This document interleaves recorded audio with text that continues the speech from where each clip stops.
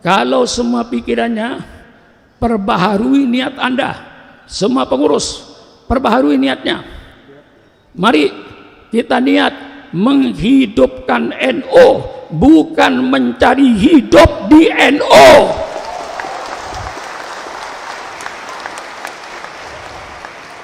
Sekali lagi, pasang niat seluruh pengurus, pasang niat malam ini di Darul Rahman. Saya mau menghidupkan NU, bukan mencari hidup di NU.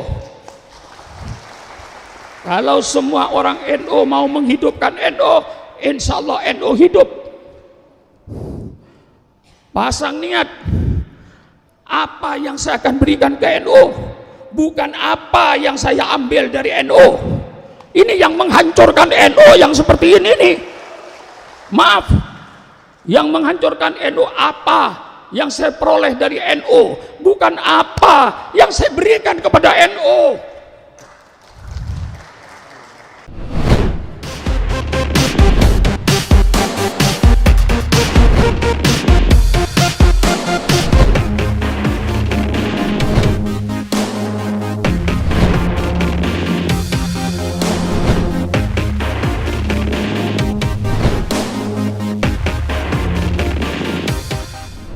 Teman-teman, jangan lupa sebelum nonton tayangan ini, klik like dulu, lalu subscribe, lalu share.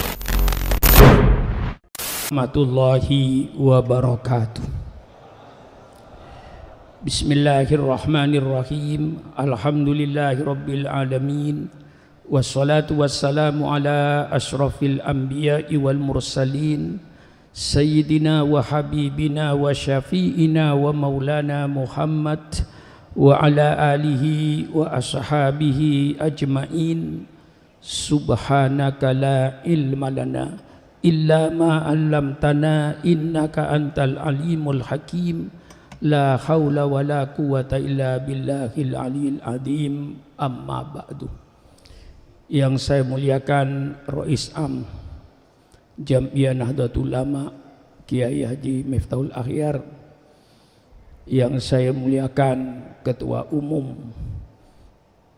Jam'iyah Nahdlatul Ulama Kiai Haji Yahya Stakuf, Bapak Menteri Bappenas yang saya hormati, seluruh jajaran Jam'iyah Nahdlatul Ulama yang saya hormati.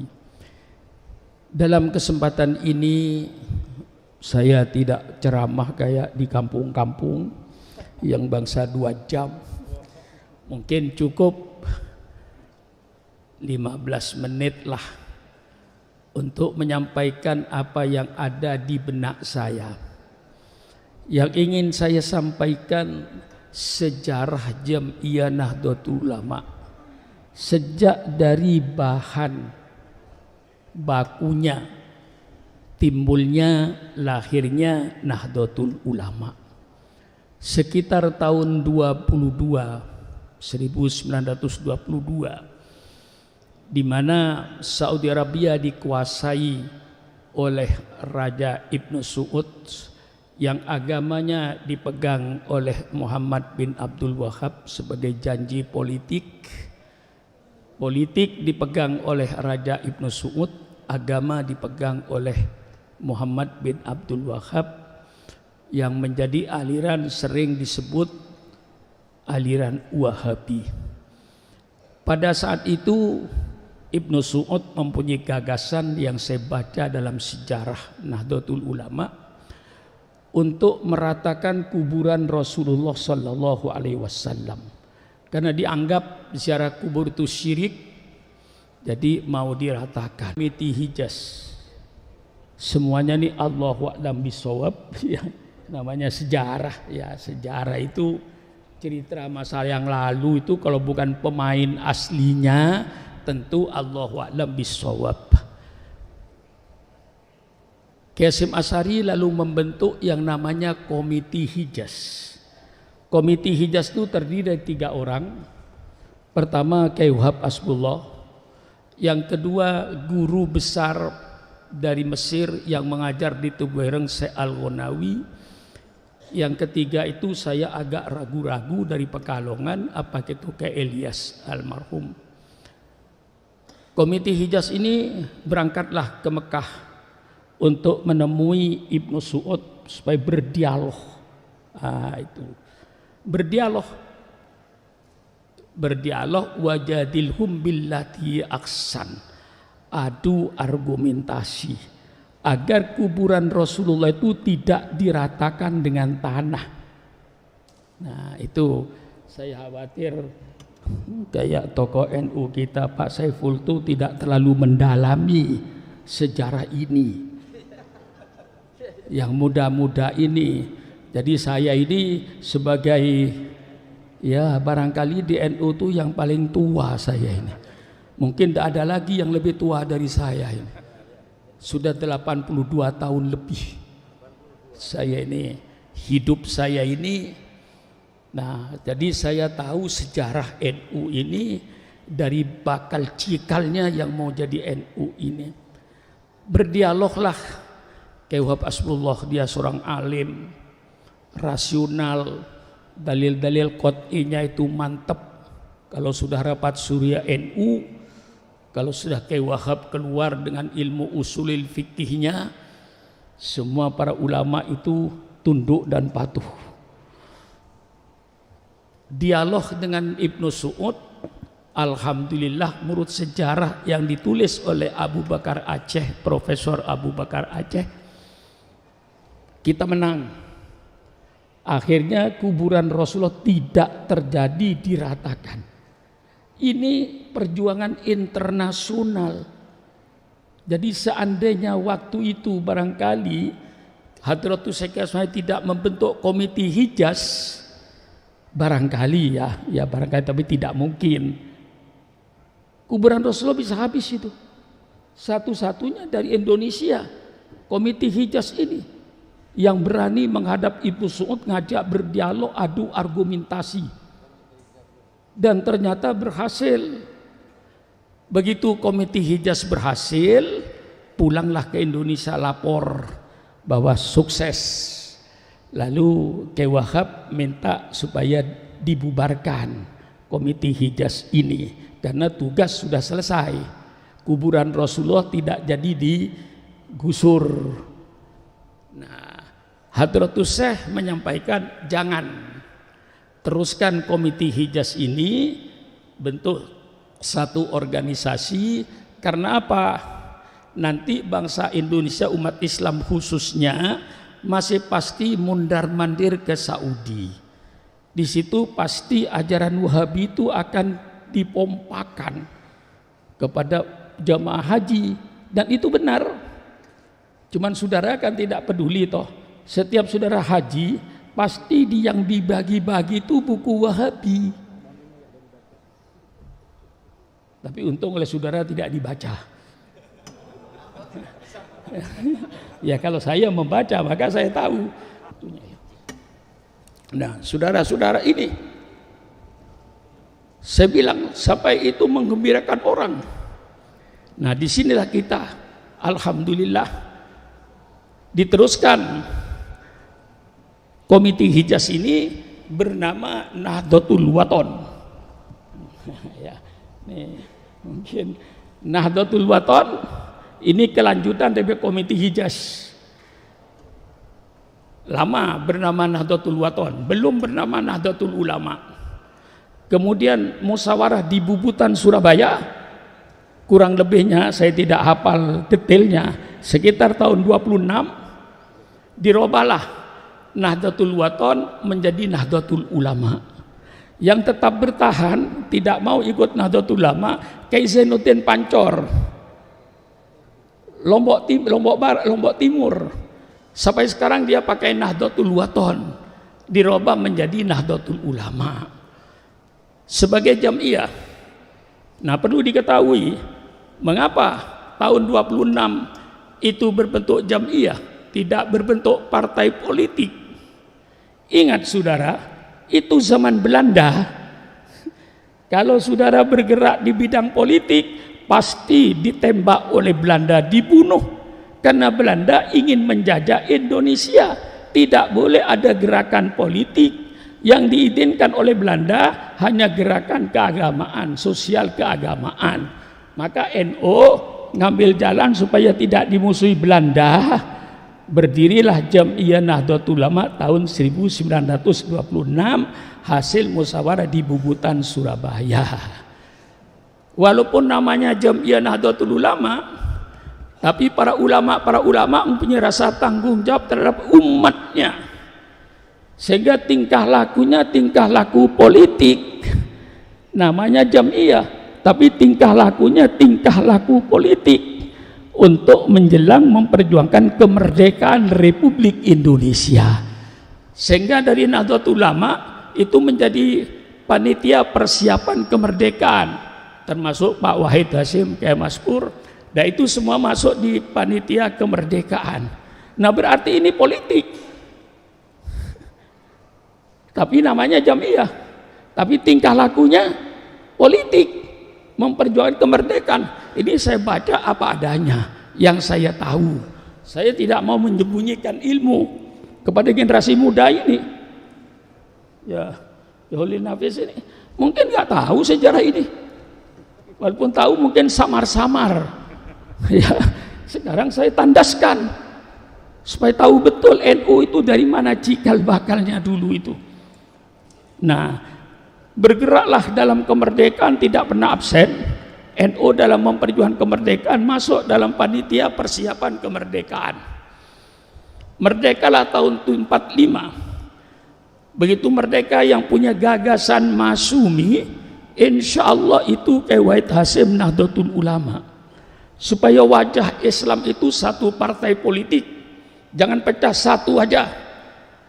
Yang bernama Majelis Syura Muslimin Indonesia Masyumi, itu gagasan dari Nahdlatul Ulama itu.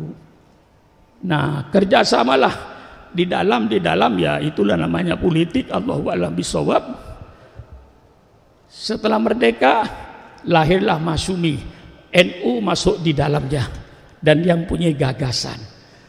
Berjalanlah Masyumi ini berjalan, akhirnya terasa oleh NU istilah waktu itu Allahu a'lam bishawab. NU yang tahlilan, mereka yang dapat berkat. Menteri mereka, dirjen mereka, NU hampir tidak kebagian. Jadi istilahnya waktu itu yang tahlilan orang NU, begitu pembagian berkat Pak Saiful kagak dapat, gitulah istilahnya. Nah, pada akhirnya Kyai Wahab dengan Rasulullah itu berpikir lagi, timbullah muktamar Palembang. Wah, hafal NU saya ini, ngelotok kesuran NU saya ini. Iya, tahun 52 timbullah muktamar NU di Palembang. Keluarlah NU dari Masyumi. Berdirilah sekarang Partai Nahdlatul Ulama. Berdiri Partai Nahdlatul Ulama menjadi partai politik. Waktu itu semua ulama menyatu. Ada di NU semua yang ahli sunnah wal jamaah. Tidak ada yang di luar. Semua ulama ahli sunnah wal jamaah berada di dalam NU. Bersatu. Sehingga waktu itu menjadi partai besar, partai ketiga. Gilirannya PNI nomor 1, Masyumi nomor 2, Nahdlatul Ulama nomor 3, nomor 4 PKI yang selalu berkhianat. Itu sejarah yang menulis, NU hafal khianatnya itu. Nah, keluar jadi partai politik. Nah, kalau jadi partai politik namanya Partai Nahdlatul Ulama.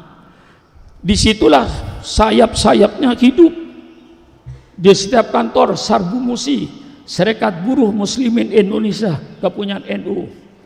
Sarnemi, Serikat Nelayan Muslimin Indonesia, di pantai utara itu semuanya benderanya Partai NU di Tegal mana itu. Berdiri lagi Les Bumi, Lembaga Seni Budaya Muslimin untuk menyaingi Lekra. Waktu itu setiap ranting NU mesti punya drum band, sehingga kalau NU keluar geger. Karena drum bandnya tiap ranting NU punya. Pada waktu itu semangatnya naik. Timbul lagi Perguno, Persatuan Guru Nahdlatul Ulama.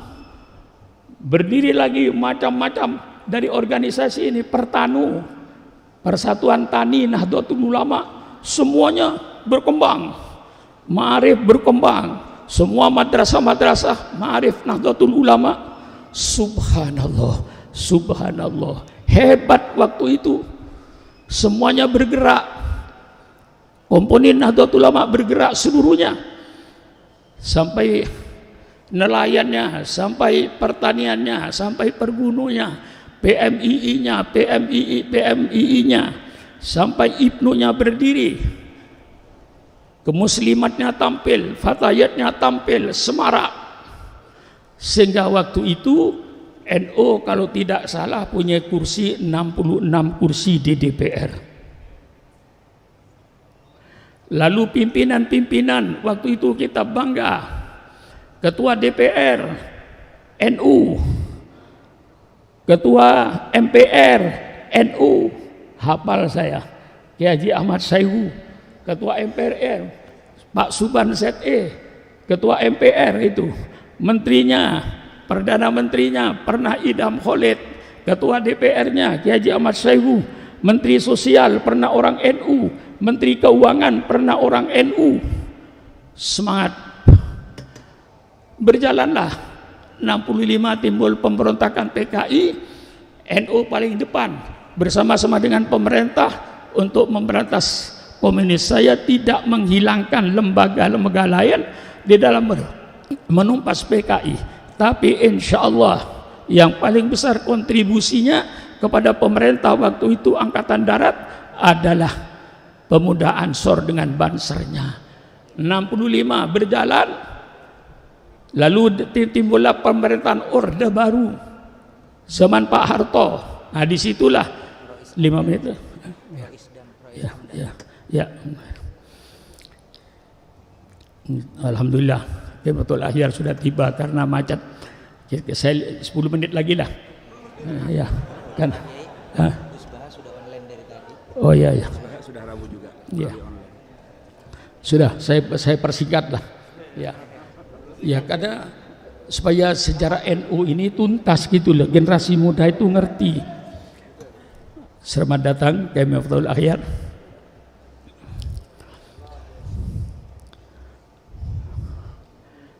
Nah, baik, Kiai. Insyaallah, alhamdulillah. Allahumma shalli ala Muhammad. Ya, saya percepat lah.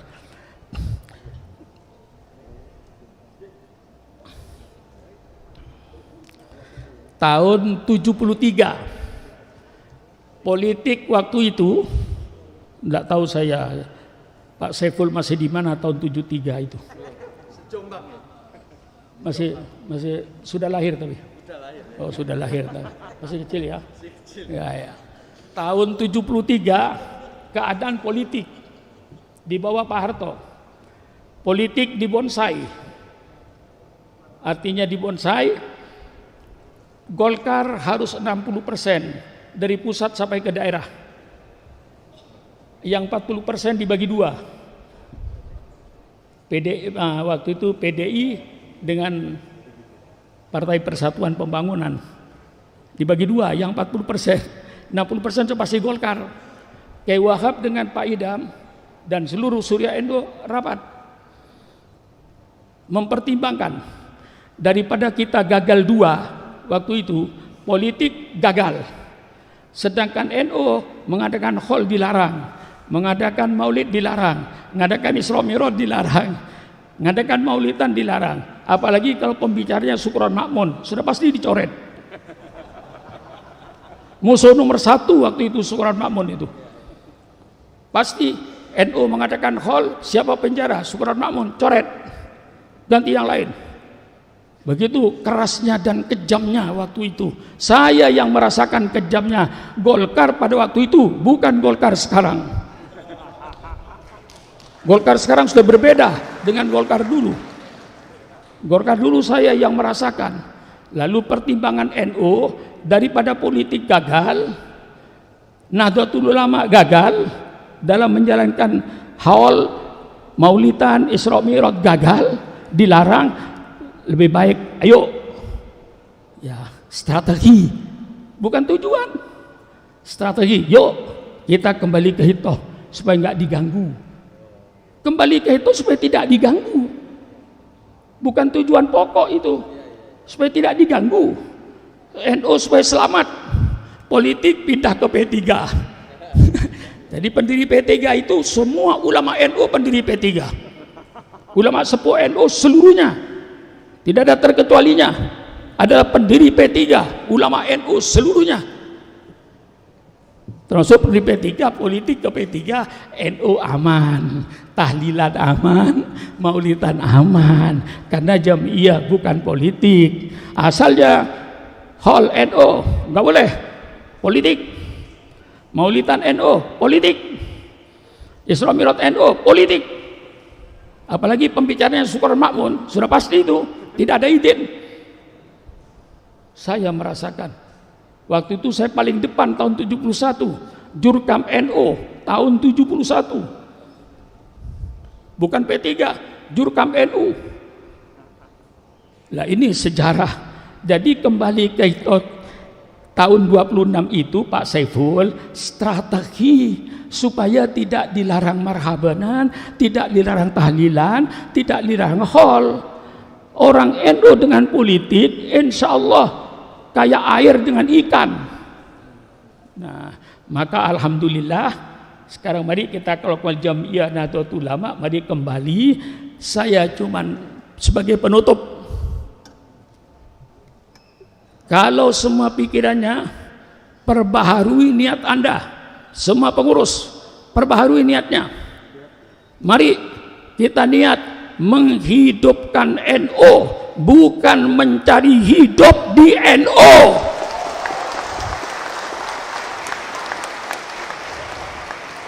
Sekali lagi, pasang niat seluruh pengurus, pasang niat malam ini di Darul Rahman, saya mau menghidupkan NU, bukan mencari hidup di NU. Kalau semua orang NU mau menghidupkan NU, insya Allah NU hidup. Pasang niat, apa yang saya akan berikan ke NU, bukan apa yang saya ambil dari NU. Ini yang menghancurkan NU yang seperti ini nih. Maaf, yang menghancurkan NU apa yang saya peroleh dari NU, bukan apa yang saya berikan kepada NU. Apa terlalu keras? Hah? Apa? Saudara kok diem? Iya, ini saya tanamkan apa yang saya berikan kepada NU, bukan apa yang saya ambil di NU. Kalau ini menjadi sumber saudara, niat saudara, insya Allah NU hidup, menghidupkan NU, bukan mencari hidup di NU. Insya Allah kalau NU-nya hidup, yang menghidupkan bisa numpang hidup.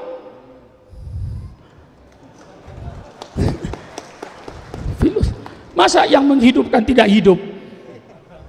Insya Allah. Maka kita niat untuk menghidupkan NU. Mari supaya berani, kita mandiri, kerahkan kekuatan NU, bikin keyakinan kepada grassroots. Bagaimana mengembalikan keyakinan rakyat bawah terhadap Nahdlatul Ulama? Kalau kita sudah mampu mengembalikan keyakinan Nahdlatul Ulama di grassroots, insya Allah grassroots itu akan taat sama NU, karena mereka semuanya itu ingin untuk berbakti kepada Nahdlatul Ulama. NU itu kalau nanti dikerahkan Kiai Miftah, kita akan menjadi NU yang mandiri, tidak ada ketergantungan pada orang lain. Bagaimana caranya? Mari kita kerahkan dana nasional, gerakan semua ulama, gerakan semua mubaligh, setiap berpidato maulid gelar sorban, Kalau 5 juta, 50 juta warga Nahdien, Pak Saiful, 50 juta warga Nahdien, mereka tidak akan kesulitan untuk mengeluarkan 10.000 atau kepada yang dicintai. Bagaimana rakyat supaya cinta kembali pada Nahdlatul Ulama? Kalau dia sudah cinta sama Nahdlatul Ulama, dia akan berjuang, akan mengorbankan hartanya. Kalau 10.000 tiap orang Nahdlatul Ulama kali 50 juta, insya Allah 500 miliar terkumpul duit. Mau apa Kiai Yahya? Mau ke apa? Ketua umum. Kalau tiap bulan 500 juta, 500 miliar masuk. Gerakan. Semua kiai wajib menggerakkan. Cari dana termasuk Syukron Makmun. Semua mubaligh bulan Maulid gerakan dana nasional. Semua penceramah gelar sorban. Bungkus sorbannya kasih sama NU. Subhanallah, subhanallah, subhanallah. Maaf ya, satu kalimat. Saya belajar dulu di pesantren peribahasa bahasa Arab zaman jahiliyah. Apa kata orang zaman jahiliyah? Jawi kalbaka yadbaka. Laparkan anjingmu kalau ikan nurut sama kamu. Kalau anjing lapar pasti nurut. Nahdlatul Ulama jangan jadi anjing lapar, tapi kita jadi anjing kenyang yang bisa mandiri berbuat untuk umat, untuk agama, untuk bangsa dan untuk negara. Maka Kiai Wahab kasih garis ketika partai politik, garisnya Kiai Wahab dalam politik tidak ada istilah oposisi bagi Partai Nahdlatul Ulama. Partai Nahdlatul Ulama selalu bekerja sama dengan pemerintah yang sah dalam rangka amar ma'ruf nahi mungkar, bukan bekerja sama jadi bebek, tapi amar ma'ruf nahi mungkar di dalam bekerja sama dengan pemerintah. Kurang lebihnya saya minta maaf. Wassalamualaikum warahmatullahi wabarakatuh.